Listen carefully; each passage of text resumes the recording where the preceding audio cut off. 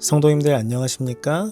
오늘 함께 살펴볼 말씀은 사무엘하 16장입니다. 사무엘하 16장에서는 압살롬의 반란군이 예루살렘에 입성합니다. 다윗은 요단강을 건너기 직전 사울의 친족인 시므이로부터 심한 욕설과 저주를 듣습니다. 그러나 다윗은 막지도 않고 맞대응하지도 않았습니다. 다윗에게는 이 모든 것이 그에게 내리는 하나님의 징벌로 생각되었습니다. 그는 회개하고 하나님께서 그를 용서하시고 불쌍히 여겨주시기를 기도할 뿐이었습니다. 한편 압살롬은 추종자들을 거느리고 예루살렘에 입성하였습니다. 물론 모사인 아히도벨도 압살롬과 함께하였습니다. 아렉 사람 후세가 거짓 투항하여 압살롬에게 합세하였습니다. 압살롬의 모사가 된 아히도벨은 옥상에 장막을 치고 압살롬이 다윗이 두고 간 후궁 10명과 동침하기를 청했습니다. 그것은 정복한 왕이 정복당한 왕의 후궁들과 동침함으로 전왕의 모든 것이 이제 정복한 왕의 것이 되었다는 것을 선포하는 상징적인 행위였습니다. 그것은 또한 압살롬이 아버지 다윗과 다시는 화해하지 못하도록 하기 위한 아히도벨의 계략이었습니다. 3절에 시바가 왕께 고하되 예루살렘에 있는데 저가 말하기를 이스라엘 족속이 오늘 내 아비의 나라를 내게 돌리리라 하나이다. 무비보셋의 종 시바가 다윗이 마루턱을 지났을 때에 나타나 두 나귀의 음식을 싣고 다윗을 맞이합니다. 그리고는 무비보셋이 왕위를 노린다는 중상모략을 하는데요. 시바가 그의 주인인 무비보셋에 대해 말한 것은 사실 믿기 어려운 말입니다. 무비보셋은 다윗의 극진한 대접을 받고 살았기 때문에 다른 불만이 있을 수 없었습니다. 더구나 압살롬의 반란이 성공한다고 해도 자기에게 왕권이 올 리는 없기 때문에 무비보셋이 다른 마음을 먹지는 않았을 것입니다. 무비보셋이 반란에 동참했다는 시바의 말은 혼란을 틈타 주인을 모함하여 재산을 가로채려는 그의 계략이었을 것입니다. 그런데 이런 계략에 다윗이 넘어가 버리죠. 다윗은 시바에게 무비보셋에게 있는 모든 것이 다 내 것이니라고 선언해 버립니다. 평소에 다윗 같으면 시바의 의도를 간파했을 것인데 이때는 경솔한 결정을 해버립니다. 현재 쫓기는 형편이고 혼란스러운 때이기 때문에 음식을 가지고 온 시바의 행동은 다윗의 마음을 움직였을 것입니다.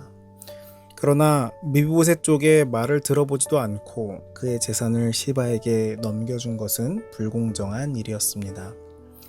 결국 여기서도 우리는 다시 듣기는 속히 하고 말하기는 더디하며 성내기도 더디하라는 야고보서의 말씀을 기억하게 되는데요. 실상 아무리 조심하여도 지나치지 않은 것이 곧 언행의 신중성임을 다시 한번 기억하게 됩니다.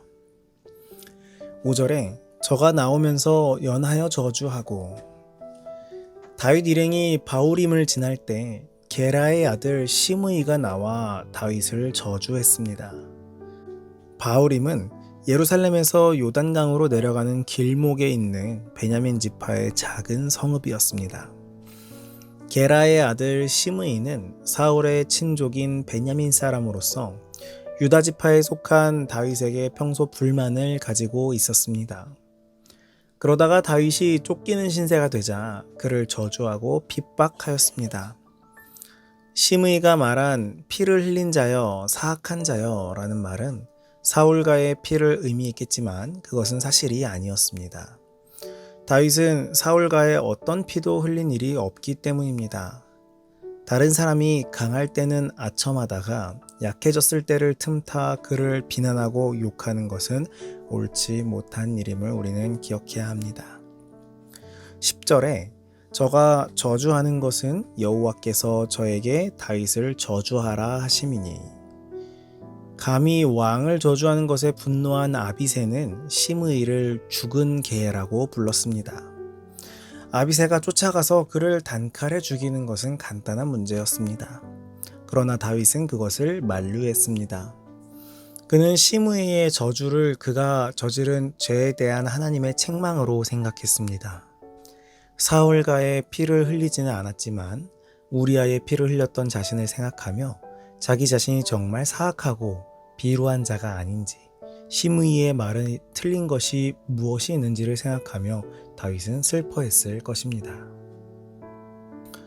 12절에 내 몸에서 난 아들도 내 생명을 해하려 하거든 하물며 이 베냐민 사람이랴. 이 말에 다윗의 마음이 나타나고 있습니다. 그는 통탄스러운 죄를 지었고 그로 인해 많은 사람에게 실망과 악한 영향을 끼쳤습니다. 그러나 회개와 깊은 통회 후에는 자신을 변명하려는 어떤 노력도 하지 않았고 그의 행동을 정당화하지도 않았습니다. 주께서 꾸짖을 때 그는 겸손히 그 책망을 받아들였습니다. 심판이 그에게 임했을 때 그는 그것을 피하려고 하지도 않았습니다. 그는 스스로 겸비하고 다른 사람에게는 자비를, 주의 뜻에는 복종을 보여줬습니다. 고난을 기꺼이 받아들이는 모습을 통해 다윗은 청렴한 성품과 영혼의 고결함을 드러냈습니다. 21절에 아히도벨이 압살롬에게 이르되 왕의 아버지가 머물러 두어 궁을 지키게 한 후궁들로 더불어 동침하소서. 아히도벨의 계략대로 압살롬은 왕궁 옥상에 천막을 치고 다윗이 남겨둔 후궁들과 동침하였습니다. 이로써 압살롬은 돌아올 수 없는 강을 건넜습니다. 아히도벨이 압살롬에게 이런 일을 권한 것은 몇 가지 이유가 있었습니다. 첫째로 혹시라도 생길지 모르는 아버지와 아들의 화해를 막기 위해서였습니다. 화해가 이루어지면 압살롬은 살겠지만 자기들은 반역자로 처단될 것이 분명했기 때문입니다. 두 번째로 고대 국가에서는 정복한 왕이 정복지 왕의 후궁을 취함으로써 승리를 확실시하는 관습이 있었는데 압살롬은 그 관습을 따름으로써 승리를 자축하고 군사들의 사기를 높였습니다. 셋째로는 다윗에게 복수하기 위해서였습니다. 아히도벨은 밧세바의 할아버지였습니다. 다윗이 밧세바에게 음욕을 품던 그 옥상에서 다윗의 후궁들이 백주의 그 아들에 의하여 욕을 당했습니다. 하지만 이것은 분명 하나님께서 기뻐하시는 일은 아니었습니다. 23절에 그때의 아히도벨이 베푸는 모략은 하나님께 물어받은 말씀과 일반이라. 여기서 하나님께 물어서 받은 말씀이란 대제사장이 우림과 둠밈을 통해서 알아낸 하나님의 뜻을 의미합니다. 따라서 아히도벨의 모략이 하나님께 물어받은 말씀과 일반이라는 말은 그의 모략이 대제사장의 우림과 둠밈을 통해 받은 하나님의 계시의 말씀처럼 다윗과 압살롬에게 절대적인 영향력을 미치는 것이었다는 의미입니다. 하지만 그 같은 아히도벨의 모략은 비록 다윗에게는 하나님의 뜻을 따라 이스라엘을 통치하는 데 도움을 주었을지 모르나 압살롬에게는 악정을 일삼도록 만든 촉진제의 구실을 하였을 뿐이었습니다. 왜냐하면 아히도벨이 탁월한 지성을 가지고 있었지만 그보다 더 중요한 선한 양심은 지니고 있지 못했기 때문입니다. 즉 아히도벨의 지혜는 병든 양심에 사로잡힌 것이었으므로 그가 베푼 지혜는 필연적으로 파괴적일 수밖에 없었습니다. 오늘 우리는 다윗이 저주를 당하는 말씀과 더불어 압살롬의 패역에 대해서 살펴봤습니다. 다윗은 자신을 저주하는 사람도 인정하는 믿음과 인품이 있었습니다. 비록 넘어져 흠잡힐 것이 있었지만 그럼에도 불구하고 그는 그것을 받아들이고 회개하는 길로 접어들었습니다. 뿐만 아니고 우리는 아히도벨의 모략에 대해서 살펴보면서 진정으로 우리가 신경 쓰고 개발해야 하는 것이 무엇인지를 살펴보게 됩니다. 지적 능력, 경제적 능력뿐만 아니라 선한 양심과 영적 순결함을 우리는 분명하게 개발해야 합니다.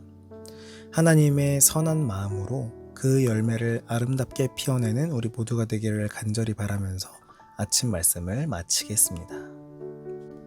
오늘은 청년반 권세정 청년을 위해 기도하도록 하겠습니다. 하늘에 계신 아버지, 오늘 이렇게 아침에 하나님의 말씀으로 하루를 시작할 수 있게 하심에 감사합니다. 오늘은 권세정 청년을 위해 기도합니다. 주님께서 이제까지 이끌어 주신 것처럼 권세정 청년을 이끌어 주시옵고 인도하여 주시옵소서. 주님께서 허락하신 가정의 평안함과 건강을 허락하여 주시옵고 주 안에서 연합하여 기쁨이 넘치는 주의 보시기에 가장 아름다운 가정 될 수 있도록 축복 허락하여 주시옵소서. 오늘 말씀을 통해 살펴본 것처럼 우리가 진정으로 신경 쓰고 개발해야 하는 것이 무엇인지를 기억하게 하여 주시옵소서. 주님, 우리의 선한 양심과 영적 순결함을 주님께 받기를 원합니다. 함께하여 주시옵소서. 오늘 하루도 주님께 온전히 맡기오며 예수님 이름으로 기도합니다. 아멘.